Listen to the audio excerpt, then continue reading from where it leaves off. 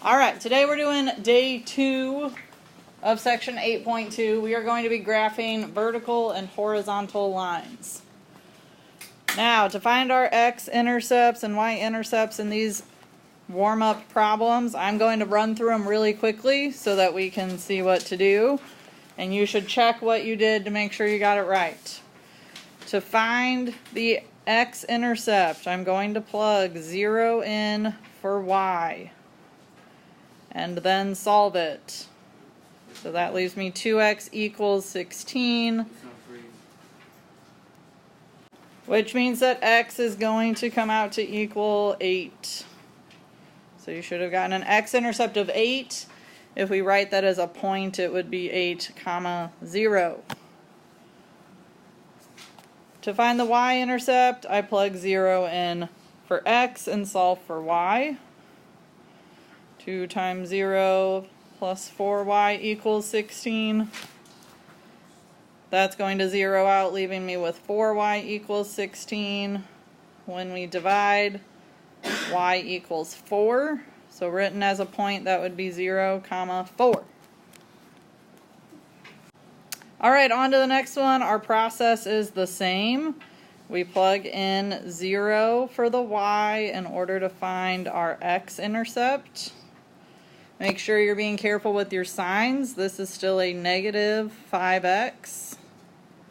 So when I divide to get x all by itself, we get x equals negative 4. So as a point, that would be negative 4, 0. We also have to find the y-intercept. To do that, we plug 0 in to the x and solve for y. Again, those 0 out. Careful with your signs. That 4y is still negative. So when I divide by a negative 4, I get that y is equal to negative 5 as a point that is 0, negative 5. Alright, we're kind of just jumping into an example. We kind of have our notes mixed in here. This slide says that we are going to graph x equals 4. It is a line, it's not just a point. We can get this graph by plotting points. X is always 4, y can be anything. So if you want to make yourself a little XY table to make points, you can do that, or you can go straight to ordered pairs. So it says x is always going to be 4, so whichever way you prefer to write it, a table or as points or both, we can fill in all of the x spots with a 4. And then we get to choose what y can be. Y can be anything you want it to be. I would recommend picking numbers that are going to be on your graph. So we could pick y to be 0. We could pick y to be negative 2. We could pick y to also be 4. It doesn't matter. Whatever you want your y's to be, even if they don't match mine, y's can be whatever you want. And then we graph those points. So 4, 0 is on the x-axis. 4, negative 2, we go right 4 and then down 2. Remember we did graphing yesterday. 4, 4 means we go right 4 and then up 4.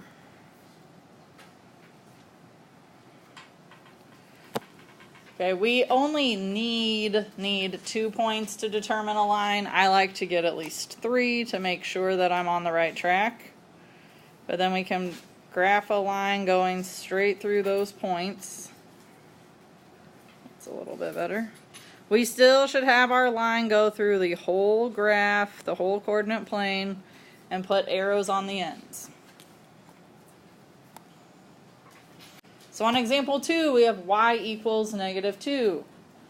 Again, we're going to make this graph by plotting points. Y is always negative 2. That's what this equation tells us. Y has to equal negative 2 all the time. In this case, x can be anything.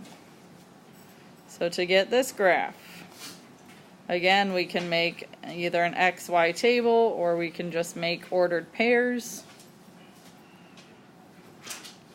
This time y has to be -2 every time. So we can fill that in right away. X can be anything we want. So it could be 0 again. It could be -1. It could be 5. Whatever you want X to be, it can be that as long as y stays -2.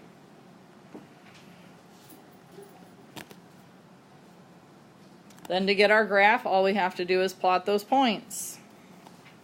5, well, we'll start at the top. 0, -2 means I'm not going left or right. I'm just dropping down 2. Put a point there. -1, -2. I go left 1 and then down 2.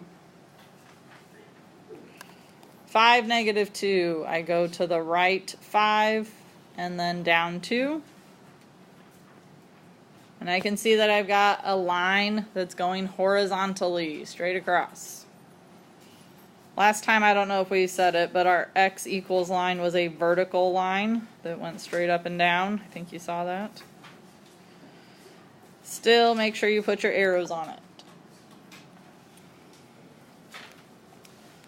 So if an equation only has a y, it's going to be horizontal, straight across. If it only has an x, it'll be going up and down vertically.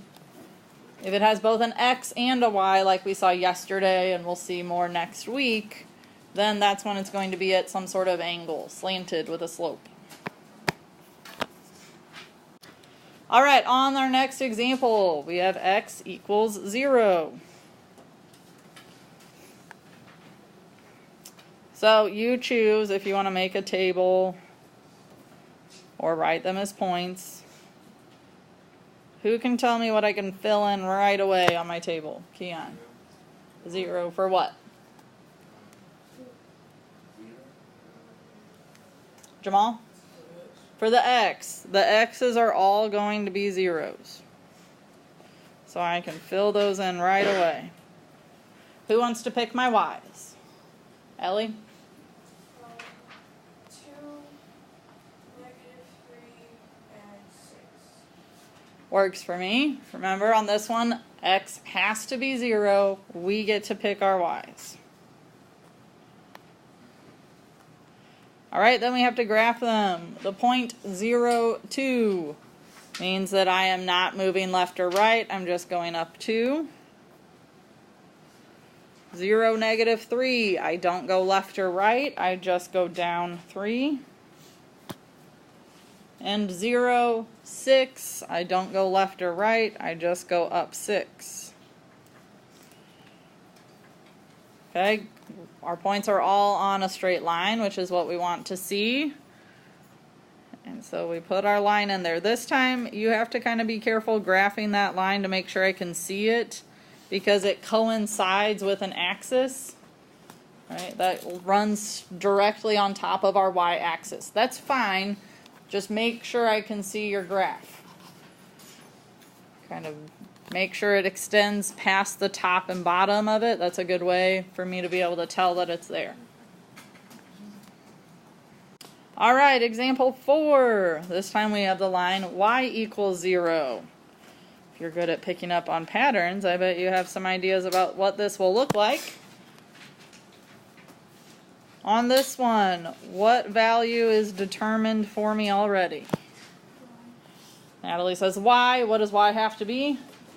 0 every time. So go ahead and fill that in first. That's an ugly 0. Who wants to pick my x's? Deja? 2, 4, and 6. Works for me. You don't have to pick any positive or any negative values on this. You pick whatever you want. The point 2, 0 means I go to the right 2, and then I stay there. Don't go up or down. 4, 0, I go to the right 4. Stay there. Don't go up or down. 6, 0, I go to the right 6. Do not go up or down. They're all in a straight line, so I can go ahead and graph it. This time my line coincides with the x-axis, so again, make sure I can see your graph. So at the bottom of this example, we have a little note, which we've already talked about a little bit. A horizontal line is always of the form y equals a number. We read that in math as a number, not a hashtag. A number. A vertical line is always of the form x equals a number. Just a number, nothing else. All right, on example 5. Do I have any new volunteers to tell me what I should put in my x column? Somebody that I haven't heard from yet. We should be putting -3 in the x column. All 3 places. If you want to write them as ordered pairs, that works too. -3, comma, -3, comma, -3, comma. Any new volunteers to tell me what should go in my y column? Jaquan? 0, 2, and -2. If you used different values, that's fine. Your graph of your line should end up looking the same as what ours will look like on the board. Pick whatever you want for y. When we go to graph those, -3, 0 means that I go left 3, I do not move up or down. -3, 2, I go left 3, I go up 2.